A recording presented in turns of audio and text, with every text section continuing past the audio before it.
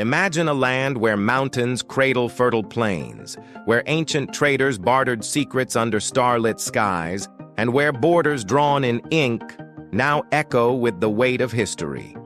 Welcome to the Fergana Valley, the beating heart of Central Asia. I'm your host, and this is Geopolitical Owl. Behind every border lies a blueprint. Today, we launch our new series, Fergana Valley, the crossroads of Central Asia, past fault lines, future frontiers. In Episode 1, the Silk Road Heartland, birth of the Fergana Valley, we uncover its geographical cradle and historical pulse. What forces shaped this crossroads? Join me as we trace threads from antiquity to empire. Stick around. The story gets even more tangled next time.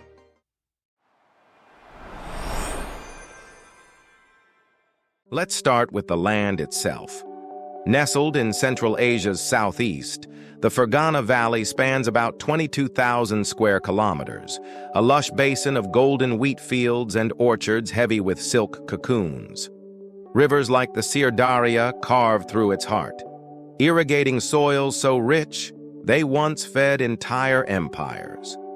To the north, the towering Tian Shan Mountains rise like silent guardians, their snow-capped peaks piercing the clouds. Southward, the Gisar Alai Range, part of the mighty Pamirs, forms an impenetrable wall, funneling winds that whisper through narrow passes. This enclosure isn't just scenery, it's strategy. The valley sits at the nexus of trade routes, a natural gateway between east and west. But here's the twist that defines it. Fergana straddles three nations today. Uzbekistan claims the lion's share in the east and center, Kyrgyzstan controls the northern and southern rims, and Tajikistan grips a southwestern sliver. Yet the map tells only half the story. A tangle of enclaves and exclaves complicates the weave. Uzbekistan's Sok and Shahimardan jut deep into Kyrgyzstan like stubborn islands, while Kyrgyzstan's Barak clings inside Uzbekistan. Tajikistan's Voru and Kyrgyzstan pockets sit encircled by Kyrgyz soil. Roads snake across borders 4 times in 20 kilometers. A single river like the Sirdarya irrigates fields in 3 countries. Farmers wake under one flag and plow under another. This patchwork isn't chance. It's the valley's modern signature.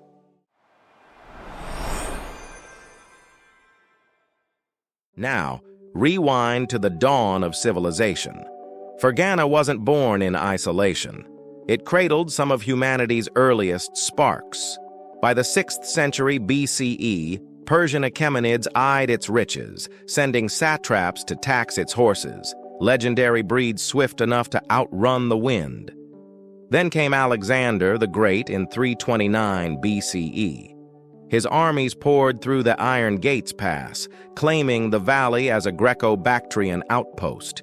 Greek coins and statues still whisper of those days, blending with local clay forts.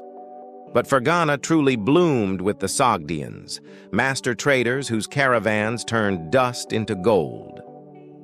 Around the 1st century CE, as the Silk Road arteries pulsed to life, this valley became its vital lung. Silk from China, spices from India, glass from Rome. They converged here in bazaars buzzing with a dozen tongues. Cities like Osh and Andijan sprang up, fortresses of mud brick where merchants bartered by lamplight. The Sogdians didn't just trade goods, they traded ideas. Buddhism mingled with Zoroastrian flames, laying cultural bricks that endure.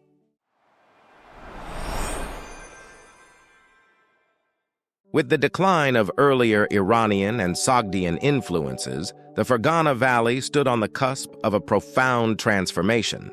Turkic tribes swept in next, around the 6th century, weaving their nomadic threads into the fabric. The Karluks and later the Karakhanids ruled from Kokan's Khanate, blending steppe horsemen with valley farmers. By the 13th century, Genghis Khan's Mongols thundered through, their hordes leaving trails of conquest, but also roads that linked rather than severed. Under Timur's shadow in the 14th century, Fergana flowered as a Timurid jewel. Poets like Babar, founder of Mughal India, penned odes to its gardens from these very hills. Empires rose and fell, but the valley adapted. Persians influenced its irrigation qanats, underground channels that still quench thirsty fields. Turks brought felt tents and epic tales around campfires. Mongols enforced pacts through iron fists, yet their yam postal system sped messages across continents. Through it all, Fergana stood as Central Asia's economic engine, its silk and cotton feeding distant courts. One can't help but feel the resilience here, like the land itself defies erasure.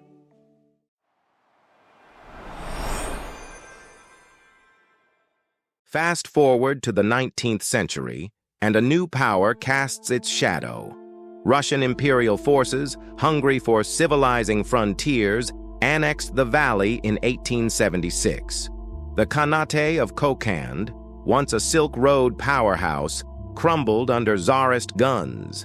Fergana became a province in Turkestan Governorate, its bazaars now stocked with Siberian furs alongside Persian rugs. Rail lines snaked in, linking it to Moscow's markets. Progress, yes, but laced with resentment. Locals resented the cotton quotas that drained the soil for distant factories. The 1917 revolution promised rebirth, but Soviet rule redrew the map with a ruler's precision and a leader's cunning. In 1924, Lenin's commissars delineated Central Asia's republics, grouping peoples by language. Fergana, with its Uzbek majority laced with Kyrgyz and Tajik minorities, got sliced into three. But it was Stalin who sharpened the blade. In the 1920s and 30s, his border commissions fragmented the valley deliberately. Why? To quash pan-Turkic dreams of unity, ensuring loyalty to Moscow over kin. Enclaves like Uzbekistan's Sok inside Kyrgyzstan emerged, geometric puzzles on the map. Ethnic Uzbeks farmed Tajik soil, Kyrgyz herded across Uzbek lines. These weren't accidents, they were instruments of control. Water from shared rivers, like the Kara Darya, became flashpoints as dams upstream starved downstream fields. By the 1980s, as Soviet grip loosened, this patchwork sowed seeds of tension. Riots in 1989 and 1990 spilled blood over housing and resources, hinting at fractures to come. Yet, amid the lines, Fergana's spirit persists. Families straddle borders for weddings, traders slip through checkpoints with quiet nods. It's a reminder that geography and history don't just divide, they bind. As we close this chapter, reflect on Fergana's blueprint, a valley forged by mountains and merchants, empires and edicts. Its past isn't buried, it's the soil underfoot, shaping every step. What happens when those fault lines crack open? Next time, in Episode 2, Borderlines and Bloodlines, the ethnic and political fracture in Fergana Valley, we dive into the human cost, the clashes, the enclaves, and the fragile peace holding it together. Don't miss it. Thanks for joining Geopolitical Owl. Behind every border lies a blueprint. Subscribe, like, and hit the bell. We'll see you on the Crossroads.